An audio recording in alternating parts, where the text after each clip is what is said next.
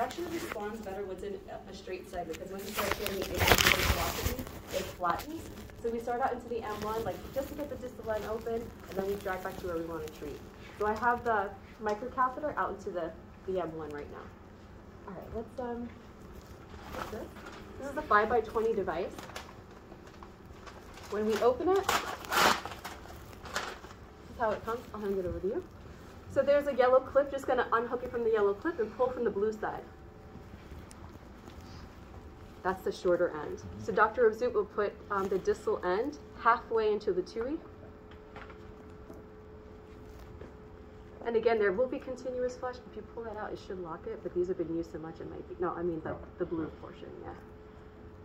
Yeah, okay, a little bit more, good.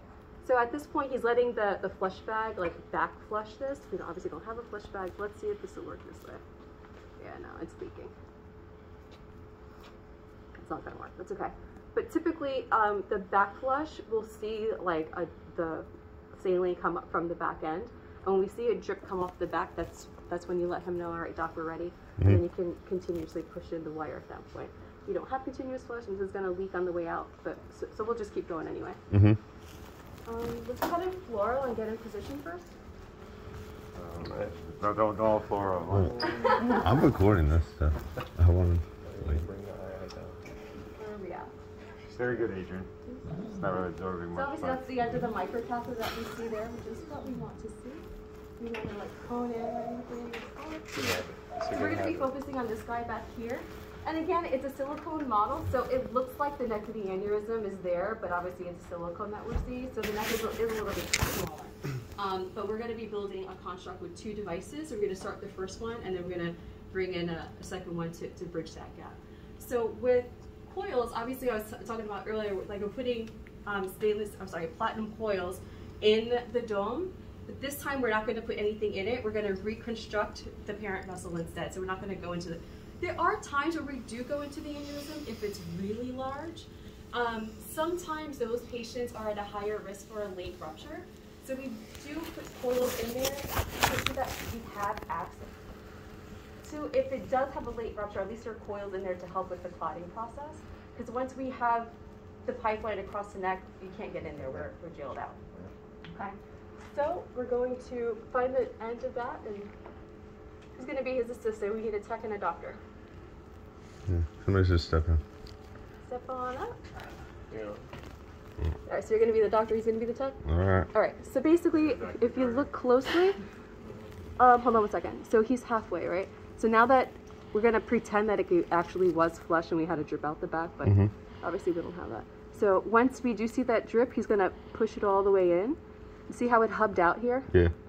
So now you're just going to hold it here so that it doesn't back out. And you'll continue pushing in that wire. Yeah, very smooth. See? You've been paying attention. He probably will come up with resistance only because we don't have continuous flush. That helps it go forward. Now, if this wasn't held in position, this could easily back up and he'll deploy the pipeline right in the hub. And that's a good $14,000 mistake. All right, so it's important. Dependent. You all the way in? Over here. No. Oh, I know, right? You all the way in? Yeah. Okay, so now that he's in, you're going to pull this plastic sheet back. When you see wire, just grab onto that wire. Yep. And now you can just pull that plastic sheet off the back. Alrighty. So now we're going to go on floral. You're going to continue pushing your device in.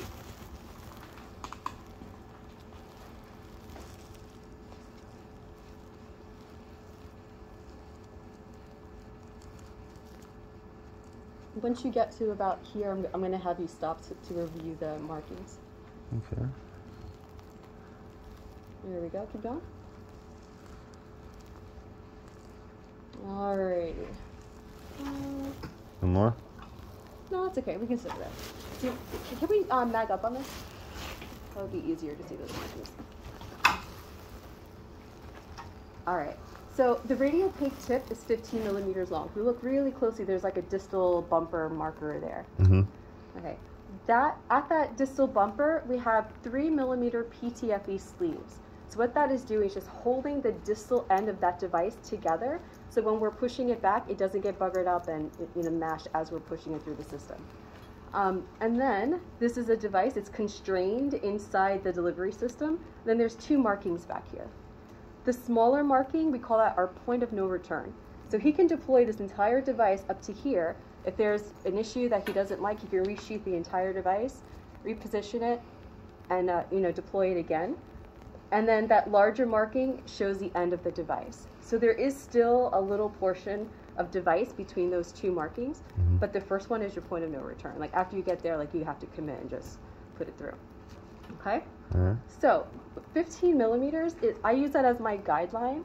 We have to deploy the distal portion of the device, and then we have to wait to see that distal end open. But if we're not seeing it open, the first thing I'm going to do is look at how much device is out compared to that radiopaque like distal tip. If it's only like deployed this much, obviously that's a lot shorter than this. I'm immediately going to tell the doc, you need to put some more, device out, and then it'll pop open. Okay. All right, so we're going to push wire.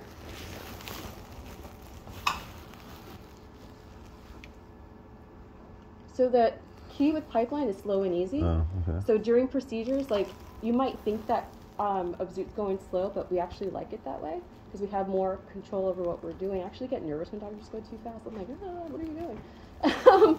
But he actually has really good hands with pipeline. He's had some really good success. Okay. All right, so we're going to keep pushing forward.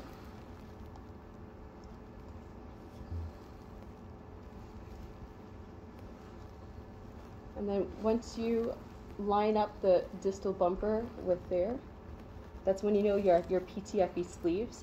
So you need to continue pushing wire to get past those PTFE sleeves. Good, so now we're deploying now. We're going to wait for see it pop open. See how it's expanding? And a little bit more.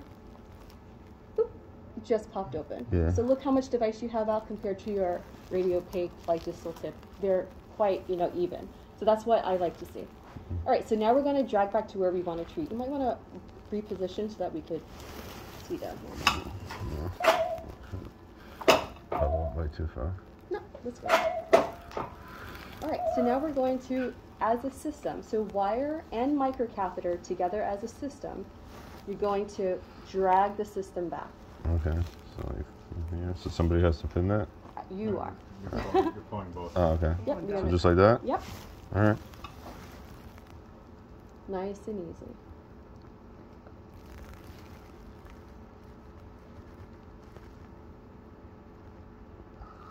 Oop. So wire's coming back. So That's good. You're good. that's what you want? Yeah, so we're bringing back the system and the microcatheter together. All right. Okay. So it looks like the device comes all the way down here, but as you can tell, it's like Chinese handcuffs, right? So that it will shorten as we're deploying.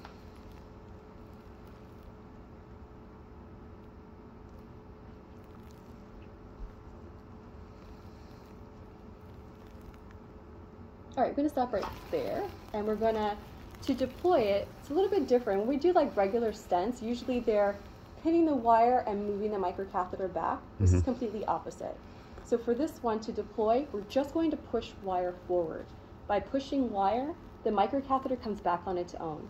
Okay. So go ahead and push wire, nice and easy. And naturally, this system's gonna wanna hug the greater curvature.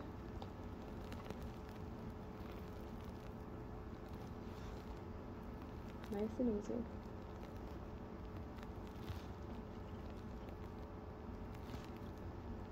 All right, we're gonna stop right there.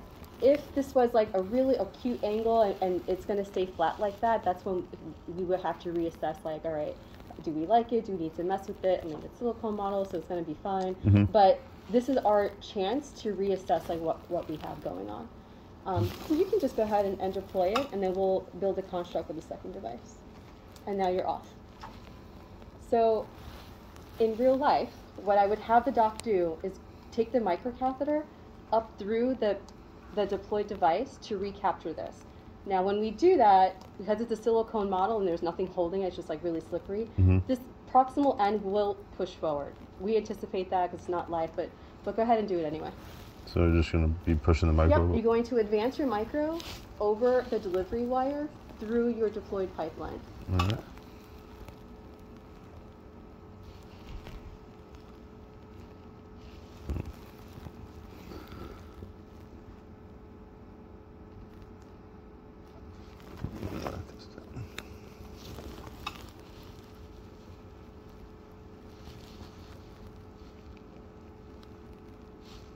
Still moving.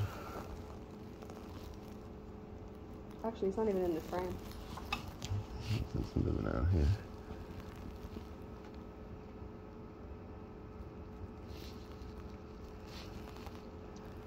Like hubbed right Yeah, now. we anticipated that happening. So yeah, we don't even see this in the frame actually. The hell? I should have used this on the micro catheter. Yeah. It's tighter than all the hell out. All right, let me just pull that. Can you pull out? I'm gonna get this loop out. So go ahead and pull your micro back to get that loop out. Okay. I think it's still just lower, isn't it? Why is this so tight? I don't know. All right, go ahead and pull it. There we go. So I guess I should have gone over that part. So during procedure, so this is the sheath that sits in the ICA. Mm-hmm. So what I just pushed forward was the intermediate catheter. We typically would have the intermediate catheter parked proximal to the neck of the aneurysm. Okay. I was so focused on the microcatheter, I forgot to even go over that portion. But the intermediate catheter will typically stay proximal, and that's just to have added support for, especially with these patients that have like real tortuous anatomy. It helps us control the microcatheter better because it makes the space that we're working in like smaller. Okay. Okay. So let's see if we can go through that. Now we've already pushed it forward, but we anticipated that. That's fine. So let's see if that would help getting your micro through there. Yeah, that feels much better. Mm-hmm. That's interesting. So now you saw the difference between having a button in here.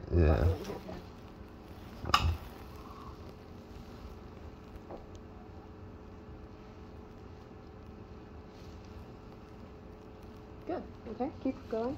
So when your distal end of your micro hits where that distal bumper is, you're going to feel some resistance. Yeah. You feel that? Mm-hmm. So what that is, the distal end is hitting those PTFE sleeves. So what we're going to do is keep advancing your micro until we invert those PTFE sleeves and then pull it in.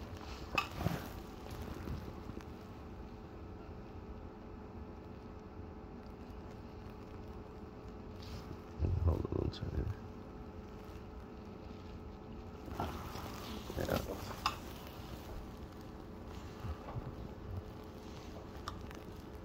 This is buckling again. There you go. You pulled it in. So now we're just going to pull the wire out and leave your micro where it is. Pull the wire in? Mm-hmm. So this would be too fast what I'm doing now? No, you're That's fine. good? You're fine. All right. So in real life, this is what I would have him do because we are building a construct to put a second device in. We are maintaining our access across a pre-existing pipe. And like that's the golden rule is always maintain your access. If you have it, like get through it and maintain that. So we've already deployed. So you can guys pull the rest of that wire out. And then when you pull it out, you'll be able to see those white flaps at the end, and those are those PTFE sleeves that I was telling you about.